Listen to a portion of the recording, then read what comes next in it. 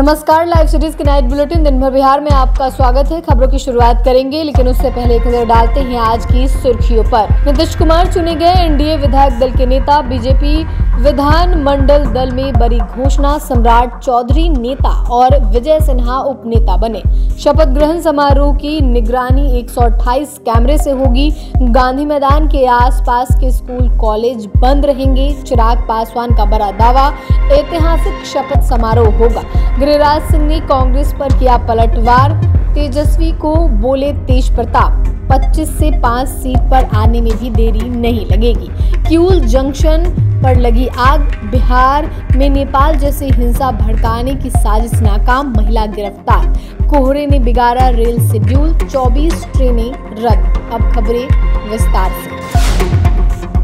बिहार विधानसभा चुनाव में प्रचंड जीत के बाद आज एनडीए विधायक दल की बैठक हुई। बैठक में नीतीश कुमार को सभी पांचों दल के विधायकों ने नेता चुन लिया है। एनडीए के नेता चुने जाने के बाद नीतीश कुमार राजभवन में जाकर सरकार बनाने का दावा पेश किया। नीतीश कुमार कल सुबह 11:30 बजे गांधी मैदान में सीएम पद की शपथ लेंगे। नीतीश कुमार 10वीं बार मुख्यमंत्री पद की शपथ लेंगे। एनडीए विधायक दल की मीटिंग में नीतीश कुमार को एनडीए विधायक दल का नेता चुन लिया गया है। मुख्यमंत्री नीतीश कुमार ने अपने पद से इस्तीफा दे दिया है। इसके साथ ही उन्होंने सरकार बनाने का दावा भी पेश किया है। भाजपा ने विधायक दल के नेता और उपनेता का मनोनयन की घोषणा पार्टी ने कर दी है। सम्राट चौधरी को नेता और विजय सिन्हा को उपनेता चुन लिया गया है। भाजपा प्रदेश मुख्यालय में विधानमंडल दल की बैठक में दोनों नेताओं की मनोनयन की घोषणा की गई है। इससे साफ है कि अब उप मुख्यमंत्री पद का प्रमुख चेहरा सम्राट चौधरी और दूसरे उप मुख्यमंत्री फिर से विजय सिन्हा ही होंगे। दोनों नेताओं के चयन से पार्टी ने यह संदेश भी स्पष्ट किया है कि सरकार में भाजपा का योगदान और हिस्सा पहले से कहीं ज्यादा मजबूत और प्रभावी होने वाला है। बिहार विधानसभा चुनाव के नतीजे आने के बाद 20 नवंबर को गांधी मैदान में शपथ ग्रहण समारोह का आयोजन होगा। इसे लेकर पटना नगर निगम भी तैयारी कर रहा है। पटना एयरपोर्ट से लेकर गांधी मैदान तक कनेक्टिंग मार्ग की विशेष साफ सफाई होगी। गांधी मैदान में 80 सफाई कर्मियों को तैनात किया गया है। 2 पाली में वे काम कर रहे हैं। सुबह और शाम फॉगिंग और एंटी लार्वा का छिड़काव भी हो रहा है। 2 एंटी स्मॉग गन का इस्तेमाल किया जा रहा है। पटना स्मार्ट सिटी के 128 कैमरे से पूरे शपथ ग्रहण समारोह और आसपास के इलाकों की निगरानी की जाएगी। गांधी मैदान के आसपास की सड़कों और दीवारों की विशेष धुलाई और सफाई की जाएगी। समारोह के दौरान गांधी मैदान में चलंत शौचालय के साथ साथ 4 पिंक टॉयलेट और 2 लू कैफे की भी व्यवस्था की जाएगी। गांधी मैदान के आसपास के स्कूल कॉलेज बंद रहेंगे। इसके अलावा Dak Bungalow, Fraser road, exhibition road, income tax, Ashok Rajpath के आसपास के स्कूल कॉलेज को भी बंद रखा जाएगा। शपथ ग्रहण को ध्यान में रखते हुए जिला प्रशासन ने साफ आदेश दे दिया है कि गांधी मैदान और उसके आसपास के इलाकों में आने वाले सभी स्कूल, कॉलेज और कोचिंग कल पूरी तरीके से बंद रहेंगे। ऐसे में पेरेंट्स बच्चों को स्कूल भेजने का टेंशन मत ले, घर पर ही रखें। सुबह से शाम तक पूरा इलाका सील रहेगा। अगर आप नौकरी पेशा हैं और ऑफिस जाने वाले हैं तो आप भी अलर्ट हो जाएं।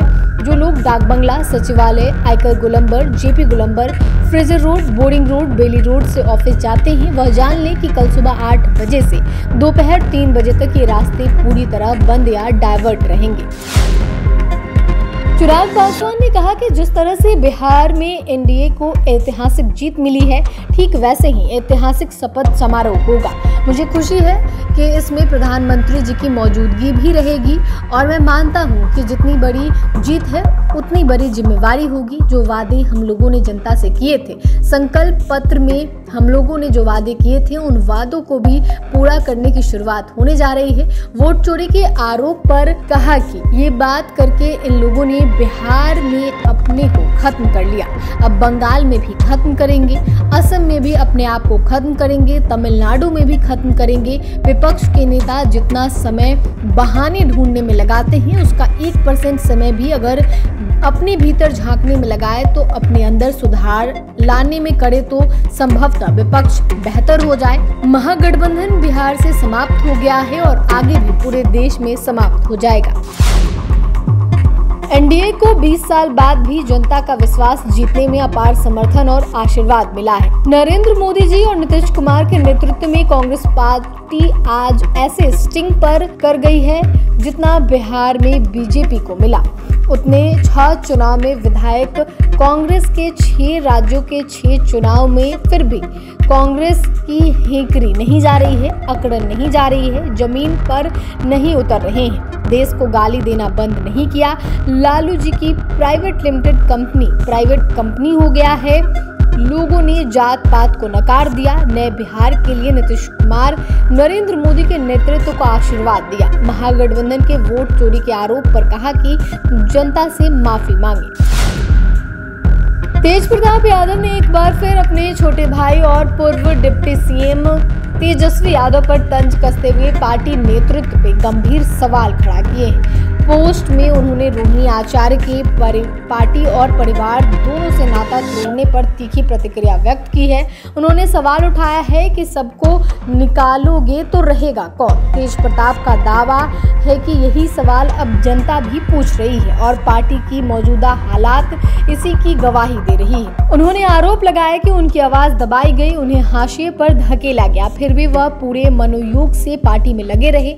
लेकिन जैसे ही उन्होंने बाहर आकर नई आरजेडी की अंदरूनी हकीकत जनता के सामने रखी, नेतृत्व का एहसास होने लगा कि उन्होंने क्या खो दिया है। तेज प्रताप ने चेतावनी दी है कि अगर यही दरबारी राजनीति जारी रही तो 25 से 5 सीट पर आने में भी देरी नहीं लगेगी।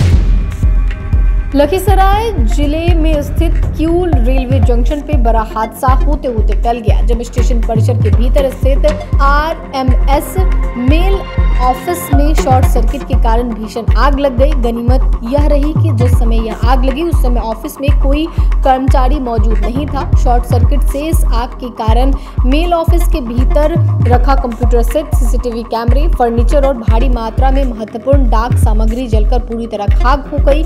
इस घटना से लाखों रुपए के नुकसान का अनुमान है। आग की सूचना मिलते ही स्टेशन पर अफरा तफरी का माहौल बन गया और यात्री तथा रेलवे कर्मियों के बीच हड़कंप मच गया। आग की सूचना दिए जाने के करीब 1.5 घंटे बाद दमकल विभाग की टीम मौके पर पहुंची और आग पर काबू पाया।